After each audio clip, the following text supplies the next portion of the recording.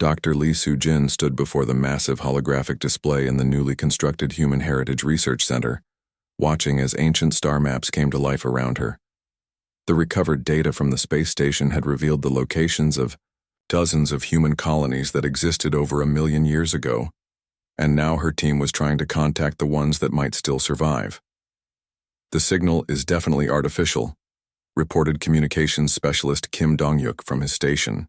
"It's coming from the Kepler 442 system, exactly where the ancient records said Colony 7 was established." "How old is the signal?" "That's the amazing part, Doctor. It's current. Someone is actively transmitting from that location right now." "Doctor?" Lee felt her heart race. "Put it through the translation system." The speakers filled with a voice speaking in the ancient human language that Dr. Shin had decoded from the station records. But as the translation program processed it, the words became clear modern Korean. "This is Colony Administrator Pyo Dong-yun of the Kepler Heritage Station," the voice said. "We have detected increased technological activity from the homeworld. Are you finally ready to remember who you are?" The room fell silent. Dr. Lee activated the response transmitter with shaking hands. "This is Dr. Lee Soo-jin of Earth. We've been trying to understand our history." "Are you saying you're human?" "We are the descendants of the humans who stayed among the stars during the Great Regression," came the reply. "We never forgot. We've been waiting 1.2 million years for Earth to recover and reach out to us again." Within hours, President Lim Soo-yeon was in direct communication with Pyo Dong-yun. The conversation lasted for 8 hours, as the colony administrator explained what had really happened to humanity's first galactic civilization. The Great Regression wasn't a single disaster, Pyo explained through the quantum communication link. It was a cascade of problems that made maintaining galactic civilization impossible. Solar flares disrupted communication networks. Political tensions between human colonies led to conflicts. Resource shortages in key systems forced population relocations. But why did Earth lose all knowledge of space travel? President Lim asked. Earth was the most heavily populated world in human space, over 50 billion people. When the galactic infrastructure collapsed, Earth couldn't support that many people with primitive technology. The population crash was devastating. Knowledge was lost as survival became the only priority. How did you survive? Our colonies were smaller and more self-sufficient. We maintained basic technology and kept the historical records safe. We've been watching Earth through automated monitoring systems, waiting for you to rediscover spaceflight. The revelation changed everything. Admiral Cho Min-seok began coordinating with the hidden human colonies to share technological data that made current galactic civilizations look primitive by comparison. Ancient human technology didn't just achieve faster-than-light travel, it transcended it, moving through dimensions that current species could barely understand. Captain Jong, Hana took command of the first mission to make physical contact with a surviving human colony. Her ship, the New Dawn, was equipped with dimensional fold technology recovered from the ancient archives, technology that could cross galactic distances in hours instead of years. "Approaching the Kepler system now," reported Navigation Officer Park Woo-jin. "Colony 7 it's massive." The colony wasn't just a space station. It was a ring-shaped structure that surrounded the entire star, harvesting its energy to power a civilization of nearly 1 billion humans who had never forgotten their heritage. "Welcome home," said Colony Administrator Pyo Dong-yun as Captain Jong docked with the massive structure. He was clearly human, though his people had evolved slightly during their 1,000,000 years in space. "We have so much to show you," the colony. Archives contained the complete history of humanity's first galactic age. The records showed that ancient humans hadn't just explored space. They had guided dozens of younger species into their own spacefaring civilizations. "Look at this," said Dr. An Yoongi, reviewing historical files in the colony's central library. "Ancient humans made first contact with the early Valerians 800,000 years ago. We taught them energy manipulation and helped them develop their first faster-than-light drives. The files contain detailed records of humanity's interactions with every species that now made up the current galactic community. The Thylorians had been helped with their crystalline technology. The Zenthari had been guided in developing their mathematical systems. Even the proud Zenthari Dominion had learned their dimensional theories from human teachers. We weren't conquerors, explained colony historian Dr. Moon Jae-hoon. Ancient human philosophy was based on patient guidance and peaceful cooperation. We helped younger species develop their own capabilities rather than forcing them to depend on us. What happened to the other species during the Great Regression? Most lost contact with their distant colonies, just like we did. But their homeworlds were more stable than Earth, so they maintained basic space travel. Over the centuries, they rebuilt their civilizations and forgot about their human teachers. They think they developed everything themselves. In a way, they did, Dr. Moon replied, kindly. We gave them the foundation, but they built their own cultures and technologies on top of it. They deserve credit for their achievements. Back on Earth, the decision was made to reveal the truth to the galactic community. President Lim Soo-yeon invited Ambassador Keth Moran and representatives from all the major galactic civilizations to a special assembly.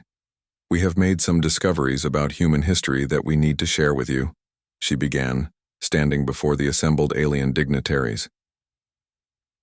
The presentation lasted 3 hours. Dr. Park Nari showed the archaeological evidence of advanced human civilization dating back over 1 million years. Captain Kang presented the findings from the ancient space station. Colony Administrator Pio appeared by quantum communication to confirm humanity's continuous presence among the stars. But the most powerful evidence came from the recovered archives themselves. Dr. An displayed records of ancient human interactions with the ancestors of every species present at the assembly. These are the teaching records from 782,000 years ago, he announced, activating a holographic display. They show human instructors working with early Valerian scientists to develop their first energy manipulation techniques. Ambassador Keth Moran's skin shifted through every color in his species' emotional spectrum. That is the founding legend of Valerian science. But our histories say it was developed independently. Not independently, Dr. An said, gently. With guidance. Human guidance. More records appeared. Zenthari mathematical principles taught by human theorists. Thylorian crystal growth techniques developed in collaboration with human scientists. The medical technologies, energy systems, and even faster-than-light theories that form the foundation of current galactic civilization all showed human involvement in their original development. The assembly hall fell silent as species recognized their own founding legends and scientific principles in the ancient human records. Finally, Primarch Zelkoth of the Zenthari Dominion spoke, his voice filled with awe. We have spent 2 million years believing we were the inheritors of the Ancient One's legacy.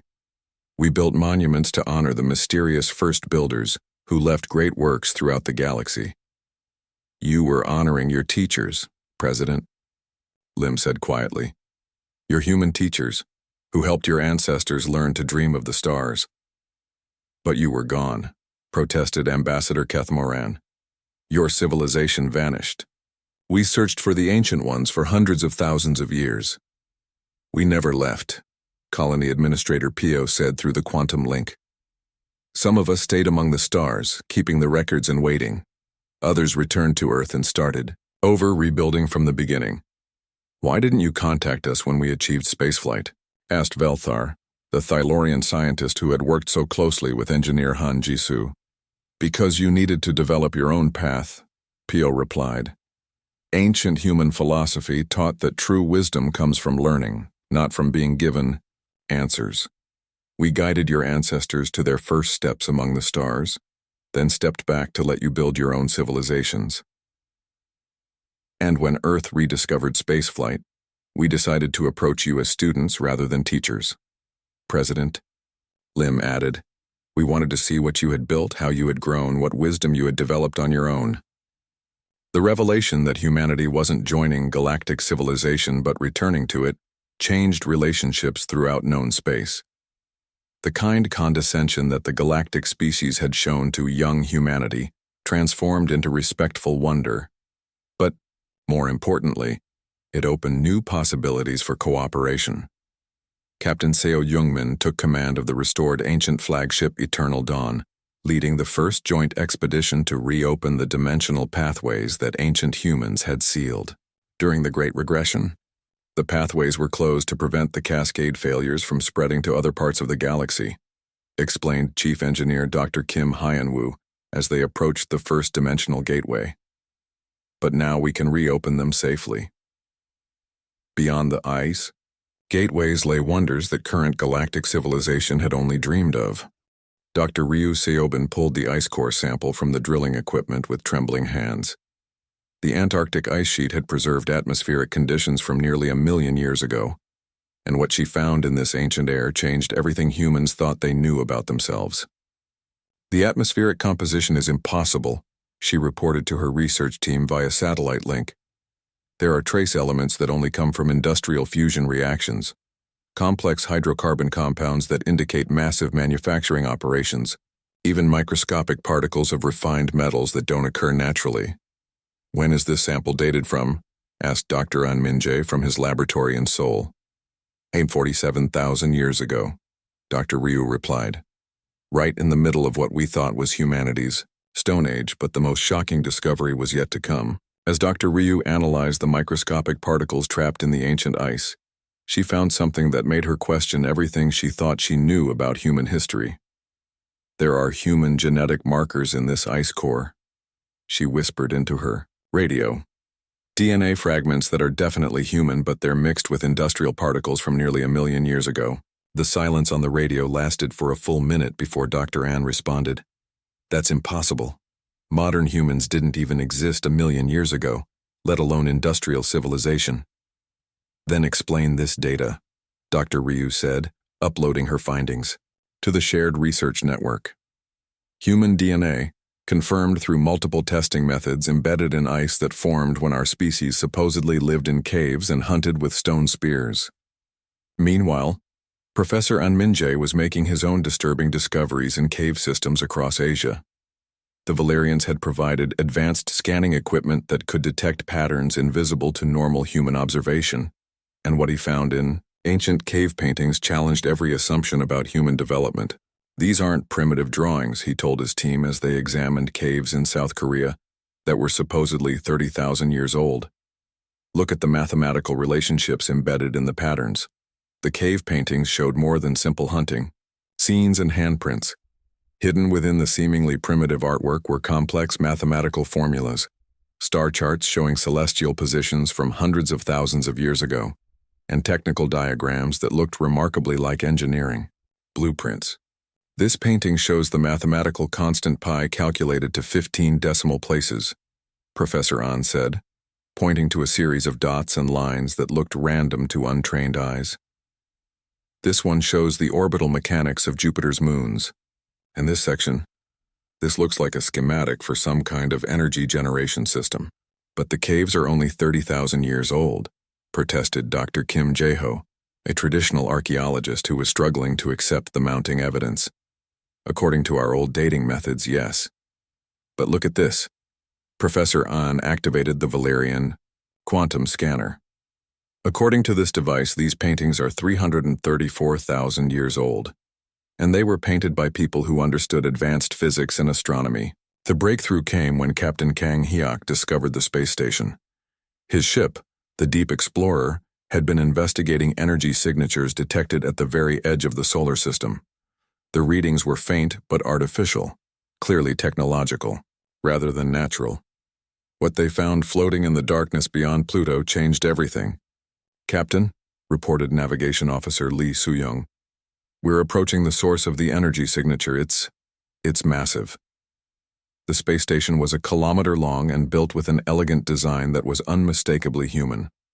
Its architecture followed the same engineering principles as Earth buildings, but scaled up for space construction. Even after floating in vacuum for hundreds of thousands of years, it remained structurally intact. The construction style is definitely human, observed Chief Engineer Yu Seojin as they conducted detailed scans. But it's ancient. Really ancient. How ancient? Captain Kang asked. According to all our dating methods, This station was built approximately 1.4 million years ago. The captain stared out at the station floating silently in space. Before humans existed. Before modern humans existed, yes, sir. But somebody built this station, and their engineering philosophy matches human design principles perfectly. They managed to dock with the station and found it partially pressurized. Its systems running on some kind of self-maintaining power source that had operated without maintenance for over 1 million years. The central computer core was still functional. Analyst Yu Seojin worked for days to interface with the ancient computer system. The technology was advanced beyond anything current humans could build, but it operated on logical principles that seemed familiar. Finally, he managed to access the station's data archives. "Captain, you need to see this," he called, his voice filled with shock and wonder. The computer files were written in a language that looked strange at first glance, but as Dr. Shin Taeyong worked to translate them, patterns emerged. The grammar was familiar. The mathematical concepts were recognizable. The technical terminology followed logical progressions. "It's an ancient form of human language," Dr. Shin announced after days of analysis. "Very ancient, but definitely human in origin." "What do the files say?" Captain Kang asked. Dr. Shin's hands shook as he read from the translated text. "They're historical records. They speak of something called the Great Regression, a catastrophic event that forced humanity to abandon their space-based civilization and return to their homeworld." "What kind of catastrophic event?" "The records aren't clear. Some kind of galactic disaster that made space travel impossible for a period of time. The files say that human colonies throughout the galaxy were cut off from each other. Most were lost. Only the homeworld survived, and even there, technological civilization collapsed." Captain Kang felt a chill run through him. How long ago did this happen?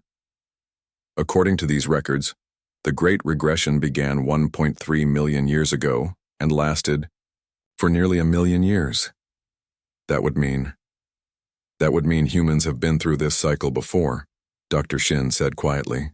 "We built a galactic civilization, lost it to some disaster, spent 1 million years rebuilding from primitive conditions, and now we're finally returning to space."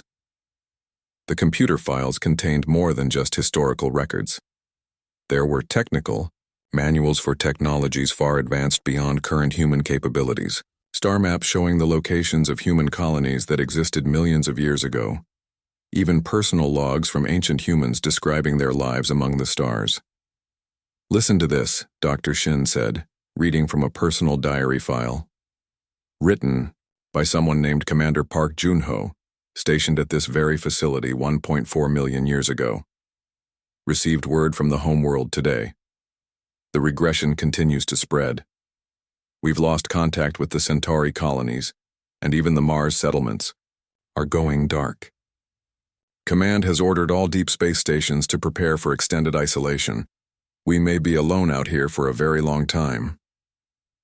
The files painted a picture of a human civilization that spanned the galaxy, with technology that could move faster than light, reshape matter at the atomic level, and manipulate the fundamental forces of physics. But something had gone wrong. Some disaster had forced them to abandon their achievements and start over. "There's more," Dr. Shin continued, accessing deeper files. "References to other species that existed during humanity's first galactic age. Many of them are described as younger species that learned from human guidance." "Younger species?" Captain Kang asked. "Yes, sir. According to these records, ancient humans served as teachers and guides to dozens of species that were just beginning to explore space. The files mention helping them develop faster-than-light travel, sharing medical technology, even mediating disputes between species." Captain Kang thought about the Valerians and their kindly, patient treatment of humanity. Just like the current galactic species are doing for us now. Exactly. But the roles were reversed.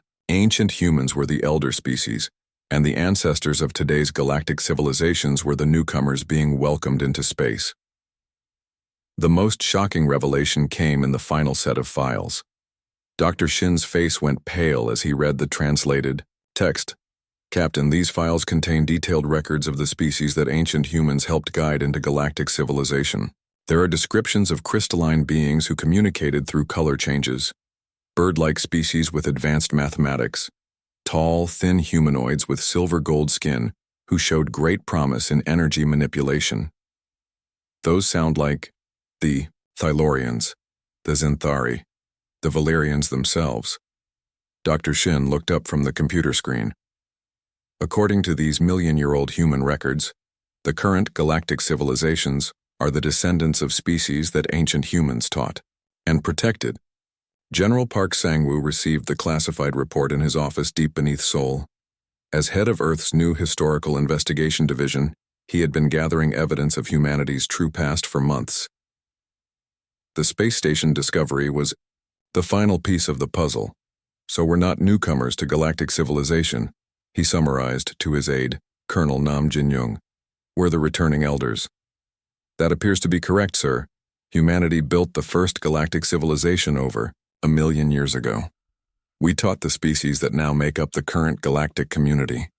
Dr. Jang Si-won knelt in the red dirt of Mars, carefully brushing sand away from what the Valerian archaeologist insisted was just another recent human settlement. The joint expedition had been working at this site for 3 weeks, and every day brought new confusion. This construction technique is impossible, she muttered, studying the precisely cut stone blocks that formed a foundation. Each block weighed several tons, yet they fit together so perfectly that not even a knife blade could slip between them. Mordenthi, her Valerian colleague, floated nearby using his species' natural ability to hover. Human engineering is quite impressive for such a young species, he said in his kindly voice. Though I confess I am puzzled by your dating equipment. It keeps giving readings that cannot be correct. Dr. Saiwan looked at her quantum scanner again. The display still showed the same impossible result, 847,000 years old. She had recalibrated it twice, tested it on objects with known ages, even borrowed Moridenthi's Valerian dating device. All the equipment gave the same answer. Maybe there's something about Mars geology that affects the readings, she suggested, though she didn't believe it herself. Perhaps, Mordenthi agreed, but his skin colors showed doubt. Though these construction patterns are remarkably sophisticated, the way these stones are cut, the mathematical precision of the angles, it reminds me of architectural styles from very ancient civilizations. Which civilizations? Moridenthi's colors shifted to what his translator called academic excitement. The mysterious builders, actually. We find their ruins throughout the galaxy, massive structures that show incredible engineering skill. But they disappeared long before any current species achieved spaceflight. Dr. Siwon felt her heart beat faster. Can you show me examples of their work? Mordenthi produced a holographic display showing ruins from a dozen different worlds. Massive stone blocks cut with impossible precision. Mathematical angles that seemed to defy physics. Construction techniques that modern galactic civilization still couldn't replicate. The ruins looked exactly like the site they were excavating on Mars. Mordenthi, Dr. Siwan said carefully. What if this isn't a recent human settlement? What if it's much older? The Valerian archaeologist's colors became confused, but that would mean, no, impossible. Humans have only been spacefaring for 4 centuries. These ruins would need to be nearly 1 million years old to match builder architecture. What if they are? Mordenthi stared at her. But then humans would have to be. No, that cannot be. Back on Earth, Dr. Kwon Ji-young was having similar conversations with her alien colleagues. She had expanded her quantum dating project to include sites around the world, and the results were becoming impossible to ignore. The Antikythera mechanism is 73,000 years old, she announced to a room full of human and alien archaeologists. Göbekli Tepe is 337,000 years old. The stones at Sacsayhuaman are 445,000 years old. The human archaeologists looked shocked. The alien archaeologists looked confused. Perhaps your equipment needs further calibration, suggested Velmora, a Zenthari scientist whose feathers ruffled with academic concern. These dates would place human civilization far older than our historical records indicate. What if your historical records are incomplete? Dr. Kwan asked. The room fell silent. Finally, Velmora spoke again. We have monitored Earth for 12,000 years. We have detailed surveys of human development during that entire period. There is no evidence of advanced civilization before agricultural development. Then explain this, Dr. Kwan said, activating her holographic display. Images of precisely cut stone blocks, mathematical carvings, and complex construction techniques filled the air. These aren't primitive artifacts. This is advanced engineering that requires sophisticated tools and mathematical knowledge. The alien scientists studied the images with growing confusion. Their colors, feathers, and crystalline bodies all showed the same emotion, deep puzzlement that bordered on fear. Meanwhile, Captain Oh Seung-ho was making his own disturbing discoveries. In the outer solar system, his ship, the Far Horizon, had been assigned to investigate the debris fields that Valerian surveys had detected around Jupiter and Saturn. Captain, called Lieutenant Commander Park Hyun-sung from the sensor station. We're approaching the first debris field now. The Valerian data says it should contain typical young species expansion artifacts. What are we actually finding? Industrial platforms, sir. Massive ones. They're powered down and heavily damaged by micrometeorites, but the construction is clearly artificial. Captain O studied the sensor readings. The platforms were huge, some the size of cities. Their design was elegant and efficient, showing advanced understanding of space-based engineering. How old are they? He asked. Lieutenant Commander Park ran the dating scans.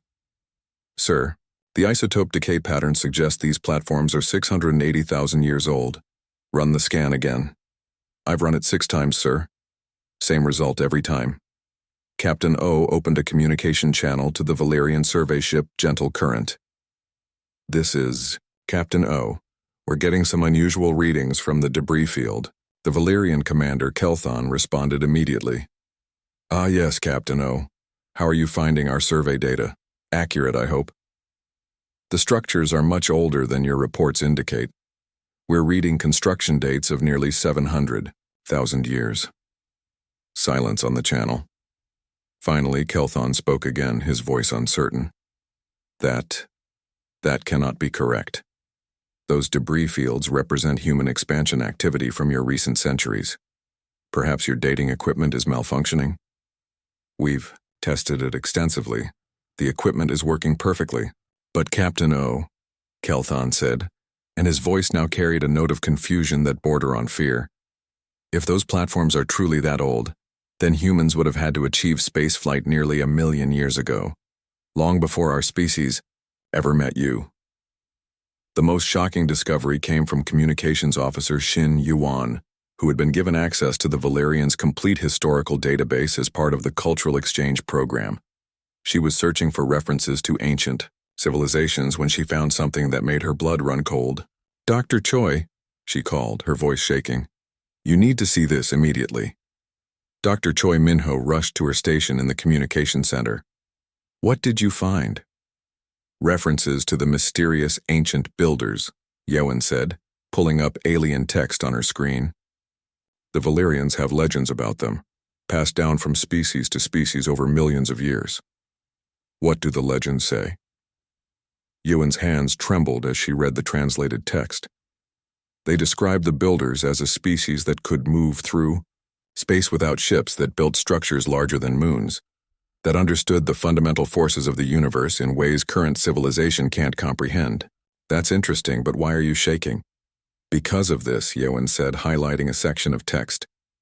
The legends say the builders looked like soft-skinned bipeds with 5-fingered hands, hair covering their heads, and eyes positioned for depth perception. The descriptions match humans perfectly. Dr. Choi stared at the screen. That could be coincidence. Evolution might produce similar body types. There's more, Yewen continued. The legends say the builders had a homeworld that was mostly covered in water, with large land masses separated by vast oceans. One large moon that controlled tides, a yellow star of medium size. That's Earth, Dr. Choi whispered. And this, Yewen said, pulling up another section. The legends say the builders suddenly vanished from the galaxy after what they call the Great Silence. All their star-spanning civilization disappeared in what seemed like an instant. But the legends also say they might return someday, when they remembered who they were. Dr. Nam Jinwoo had gathered all the evidence in his laboratory and was trying to make sense of it. Quantum dating that showed human artifacts were hundreds of thousands of years old. Survey data showing industrial activity on Earth going back over 1 million years. Debris fields in space that could only have been built by humans, but at impossible dates. Galactic legends that seem to describe humanity as an ancient vanished civilization. It's not possible, he said to Dr. Song Yoonji, who had come to review his findings. Humans can't be both a young species taking their first steps into space and an ancient civilization that once ruled the galaxy. Unless, Dr. Song said slowly, we're not a young species at all. What do you mean? What if human civilization is cyclic? What if we've risen to greatness before, then fallen back to primitive conditions, then had to start over? Dr. Nam stared at her. You're suggesting humanity has been through this cycle multiple times? Think about it, Dr. Song continued, her excitement growing. It would explain everything. The impossible dates on archaeological artifacts, the space debris that's far older than it should be, the way we seem to grasp alien technology so easily. Maybe we're not learning it for the first time. Maybe we're remembering. But what could cause an entire civilization to collapse so completely that they forgot their own history? War, natural disaster, some kind of catastrophic event that forced survivors to restart from basic technology. Dr. Nam thought about the implications. If this is true, then the Valerians aren't teaching advanced technology to primitive humans. Engineer Han Jisoo floated in zero gravity next to her new alien colleague, watching him work on a power coupling that seemed to bend light around itself.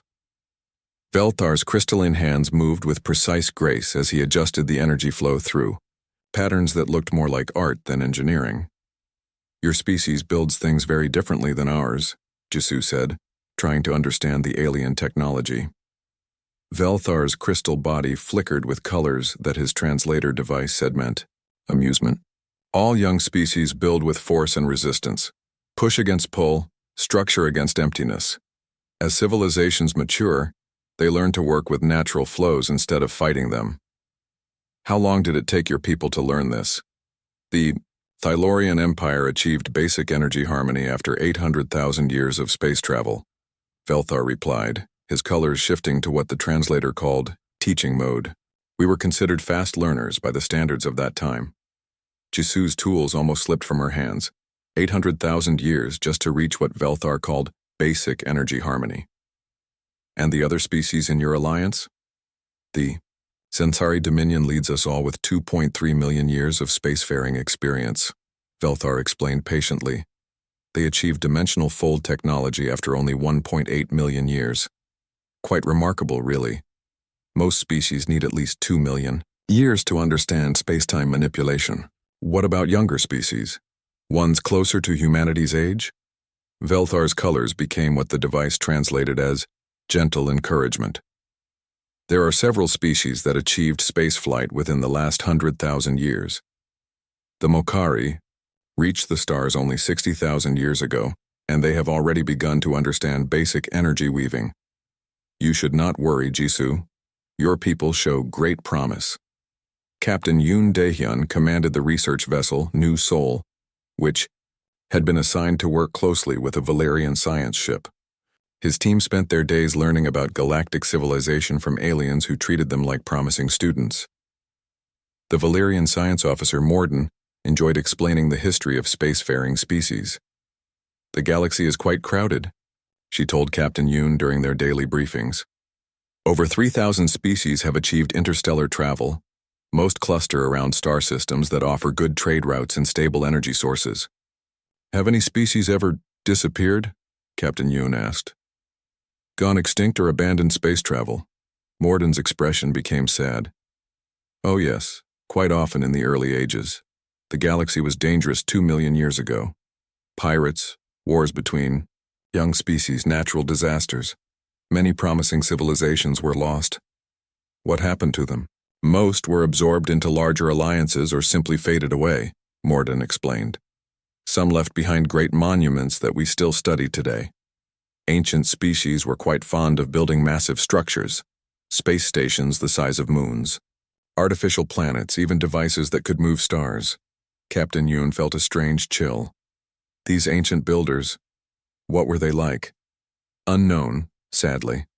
They vanished long before current civilizations rose to prominence. We call them the precursors or the first ones. Very mysterious. They seem to understand technology that even our eldest species struggle to comprehend.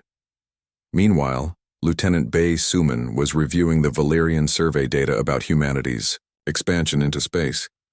The aliens had been surprisingly thorough in their observations of human activity. They've been watching us for 12,000 years, she reported to Captain Yoon, ever since we developed agriculture on Earth. They have detailed records of our population growth, technological development, even major wars and cultural changes. That's comprehensive. Yes, but there's something odd about their data, Suman continued, pointing at her screen. They mentioned finding typical young species debris in the outer solar system. Old satellites, abandoned space stations, primitive mining equipment. What's odd about that? The dating. Some of this debris is much older than they claim. Their own sensors show isotope decay patterns that suggest these artifacts are hundreds of thousands of years old, not hundreds. Captain Yoon studied the data. Did you point this out to them? I tried. Morden said their dating equipment must be malfunctioning when scanning human-made objects. She seemed genuinely puzzled by the readings. Dr. Song Yoonji and Professor Lim Hyunwoo worked together in the joint physics laboratory that had been established on the Valerian flagship. They spent their days learning about alien science while sharing human theoretical discoveries. Your mathematics are quite advanced for such a young species, observed the Valerian physicist Kelthara. These equations about dimensional resonance, where did your people develop them? Professor Einstein and Dr. Kumar worked out the basic principles over a century ago, Dr. Song replied. We've been building on their work ever since. Kelthara's skin shifted to colors that meant deep confusion. Fascinating. It took our species 400,000 years to develop similar mathematics. And we had guidance from older civilizations. Professor Lim looked up from his calculations. Maybe we're just naturally good at theoretical physics. Perhaps, Kelthara agreed, but her colors remained confused. It is most unusual, however. Your people seem to grasp concepts intuitively that normally require centuries of careful development. Back on Earth, Dr. Nam Jinwoo was analyzing the quantum principles behind Valerian technology. The more he studied their devices, the more familiar they seemed. It's like looking at my own work, he told his research team. Their quantum manipulation techniques follow the same theoretical framework I published last year, but they've been using this technology for thousands of years. Maybe great minds think alike across species, suggested Dr. Park Nari, who was still working on improving translation between human and alien languages. Maybe, Dr. Nam agreed. But it's strange how often this keeps happening. Their medical technology uses principles that Dr. Kim hypothesized just 5 years ago. Their energy systems work exactly like the theoretical models Professor Cho developed in 2381. Dr. Park paused in her translation work. You think they're copying our ideas? No, that's impossible. They clearly had this technology long before we developed the theories. It's more like we're remembering something we used. To know, the most puzzling discoveries came from Dr. Kwon Ji-young, who was using alien scanning equipment to re-examine archaeological sites on Earth. The Valerians had generously provided quantum resonance dating devices that were far more accurate than any human technology. The results made no sense. The Parthenon isn't 2,500 years old, she reported to her stunned colleagues. According to this quantum dating, it's 45,000 years old. Stonehenge isn't 5,000 years old, it's 78,000 years old. The equipment must be malfunctioning, suggested Dr. Lee Seong-jin. That's what I thought, so I tested it on objects with known ages. It's perfectly accurate on everything else, It only gives impossible readings when scanning very old human artifacts. Dr. Kwan ran more tests. Egyptian pyramids showed construction dates of 65,000 years ago. The Nazca lines were 120,000 years old. Even simple stone tools from supposed early human sites were dated at hundreds of thousands of years beyond the accepted timeline. Either our entire understanding of human history is wrong, she told her team, or this alien equipment doesn't work properly on human-made objects. Communications officer Shin Yuan made perhaps the most disturbing discovery while reviewing the complete Valerian survey records. She had been given access to their long-term observation data as part of the cultural exchange program. Captain, she called to Captain Taman during his visit to Earth. You need to see this. The data showed continuous monitoring of Earth for exactly 12,000 years. The time frame the Valerians claimed represented all of human civilization. But buried in their older files were references to anomalous energy signatures from Earth going back 1.2 million years. What kind of energy signatures? Taman asked. Industrial activity, artificial radiation, controlled fusion reactions, the kind of energy patterns that only come from advanced technology. What did they think was causing it? Yewen scrolled through the alien notes. Natural phenomena, unusual solar activity, magnetic field fluctuations. They dismissed all of it as background noise. Or, Captain Taman said quietly, they saw what they expected to see. The evidence was mounting, but it seemed impossible to believe. Humans were supposed to be a young species, taking their first careful steps into a galaxy filled with ancient, wise civilizations. The Valerians were kind teachers offering guidance and protection to humanity's children. But the quantum dating didn't lie. The energy signatures were real. The mathematical coincidences were too frequent to ignore. Dr. Choi Minho gathered all the evidence in his private laboratory on Earth. Artifacts that were hundreds of thousands of years older than they should be. Technology that humans seemed to understand with impossible ease. Survey data that showed industrial activity on Earth long before humans supposedly existed. We're missing something, he said to his empty laboratory. Something big. Outside his window, alien ships continued to orbit Earth like patient teachers watching over promising students. But Dr. Choi was beginning to wonder if the students might be older than their teachers realized. Captain Lee Taman stood on the bridge of his ship, watching the stars. The Horizon's Edge was humanity's newest exploration vessel, built to search for life beyond Earth. For 300 years, humans had traveled through space, visiting empty planets and silent moons. They had found rocks and ice, but never another living being who could think and speak. That changed on a Tuesday morning in 2387. The communication officer, a young woman named Shin Yuan, looked up from her station with wide eyes. Captain, we're receiving a signal. It's not random noise or natural radiation. Someone is trying to talk to us. Taman felt his heart beat faster. After centuries of silence, someone was finally calling back. Put it through the main speakers. Strange sounds filled the bridge. The signal had rhythm and pattern, like music mixed with mathematics. It was beautiful and alien at the same time. Dr. Park Nari, the ship's language expert, listened with her head tilted to one side. This is incredible, she whispered. The signal has structure, grammar, meaning. Give me 12 hours and I can start translating. Taman nodded. Do it, and send a message back to Earth. Tell them we're not alone anymore. The next few days passed quickly. Dr. Park worked without rest, feeding the alien language into her computers. Slowly, patterns emerged. The signal was a greeting, sent from beings who called themselves the Valerian Collective. When the translation was complete, Dr. Park read it aloud to the crew. Welcome, young ones, to the galactic community. We have watched your species take its first steps into the void. Do not fear. We come in peace. Prepare for integration into civilized space. Commander Kim Woo-jin, the ship's military officer, frowned. Young ones. That sound condescending. Maybe it's just their way of being friendly, Dr. Park suggested. Many cultures use family words when greeting strangers. 3 weeks later, the aliens arrived. Their ships were nothing like human vessels. Where human ships were angular and practical, the Valerian ships curved like seashells. They glowed with soft blue light and moved without any visible engines.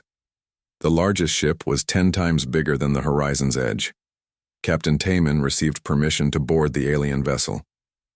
He brought Dr. Park, Commander Kim, and Dr. Choi Minho, Earth's chief archaeologist who happened to be on the ship studying ancient human artifacts. The airlock opened with a gentle hiss. Beyond it stood 3 beings, unlike anything humans had ever imagined. They were tall and thin, with skin that shifted between silver and gold. Their faces were angular but kind, with large eyes that sparkled with intelligence. The center figure stepped forward and spoke through a small device that translated his words into perfect English.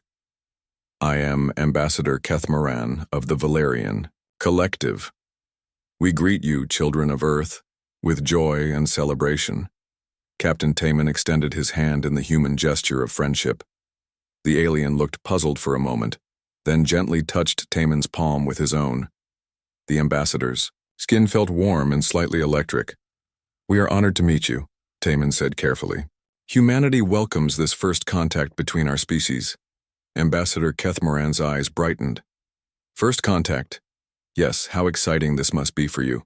We remember our own first meeting with older species, the wonder, the fear, the hope for the future." They were given a tour of the Valerian ship. The technology was impressive but not frightening. Energy flowed through crystal channels instead of metal wires. Walls changed color based on the mood of the room's occupants. Food grew from small seeds in seconds, perfectly shaped and deliciously flavored. "Your technology is amazing," Dr. Park said as they walked through a garden that existed inside the ship. Trees and flowers floated in midair, their roots drawing nutrients from glowing mist. "This is basic life support," Keth Moran replied kindly. "We have had many thousands of your years to develop these simple comforts. Your species will learn quickly, I am sure. Young species always show great curiosity." Dr. Choi Minho stopped walking. "Young species? How young do you think we are?" The ambassador paused, seeming surprised by the question. "We have observed your world for some time. Your species developed agriculture approximately 12,000 years ago, correct? You achieved spaceflight only 4 centuries past. Very impressive progress for such a brief time." "And how long have your people been traveling in space?" Commander Kim asked. "The Valerian Collective has explored the stars for nearly 600,000 of your years," Keth Moran said with gentle pride. "We are considered a middle-aged species by galactic standards. The eldest civilizations have traveled space for over 2 million years." Dr. Choi's face showed confusion, but he said nothing more. Over the following days, more alien ships arrived. The Valerians had brought representatives from other species in their alliance. There were the crystalline Thylorians who looked like living gems. The plant-like Verdani communicated through color changes in their leaves. The Zenthari resembled large, intelligent birds with hands instead of wings. All of them treated humanity with the same kind patience. They offered gifts of medical knowledge that could cure diseases Earth's doctors had never solved. They shared clean energy technology that could power entire cities without pollution. They brought art and music from dozens of worlds. "We do not give these gifts to buy your friendship," explained a Thylorian named Velthar to engineer Hanjisu. "We give them because all young species deserve help as they grow. We were helped in our early days. Now we help others." Hanjisu worked closely with Velthar to understand the alien technology. The energy systems were advanced but followed scientific principles that human physicists had theorized about. The materials were stronger than anything humans could make, but they were built from common elements arranged in clever ways. "Your people learn quickly," Velthar observed as Jisoo successfully operated an alien power cell. "Most species take many years to understand basic energy manipulation, but you grasp it in days." "Maybe we're not as young as you think," Jisoo muttered, but Velthar didn't seem to hear. The formal ceremonies took place on Earth. Leaders from every human nation gathered to meet the alien ambassadors. The aliens were patient with human customs, bowing when introduced to Asian leaders, shaking hands with Western diplomats, and offering gifts to African chiefs. Ambassador Kethmoran addressed the United Nations in perfect English, Chinese, Spanish, and Arabic. His translator device had learned all human languages in just a few days. "People of Earth," he began, "your species stands at the threshold of a great journey. For too long, you have been alone in the darkness between stars. No more. The galactic community welcomes you with open arms and open hearts." He paused, looking out at the human leaders with what seemed like affection. "We know this is overwhelming. When my people first met an older species, we were frightened and confused. But you will adapt, as all young species do. We will guide you carefully into the larger universe." President Lim Suyan of the Korean Federation stood to respond. "We are grateful for your friendship and your patience with our inexperience. Humanity has always wondered if we were alone. Now we know we are part of something much bigger." After the ceremonies, Dr. Choi Minho approached Captain Taemin privately. "Something bothers me about their timeline," he said quietly. "What do you mean?" "They say most species achieve space travel within 50,000 years of developing agriculture. They think we did it in 12,000 years, which they consider remarkably fast." Taemin nodded. "That does seem impressive. But here's what troubles me," Dr. Choi continued. "I've spent my career studying human history. There are artifacts on Earth that don't fit the accepted timeline, tools that seem too advanced for their supposed age, construction techniques that appear in different places thousands of years apart.